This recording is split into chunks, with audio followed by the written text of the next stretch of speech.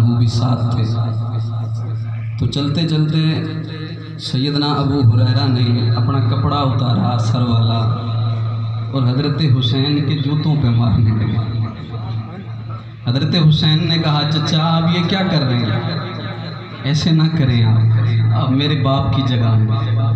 تو حضرت ابو ہریرہ نے کہا حسین مجھے نہ روک، میں نے تیرے نانا سے خود سنا ہے جو حسین سے پیار کرتا ہے رب اس سے پیار کرتا ہے۔ یہ حسینی گھرانہ ایسا ہے۔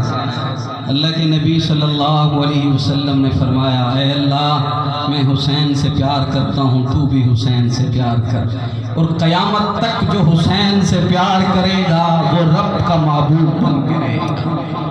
اللہ رب العزت سے دعا ہے اللہ ہمیں خانوادہ نبوت سے جڑا رہنے کی توفیق عطا فرمائے، ان کی عقیدت اور محبت ہمیں اپنے دلوں میں بسانے کی توفیق عطا فرمائے، ان کے نقش قدم پر چلنے کی توفیق عطا فرمائے۔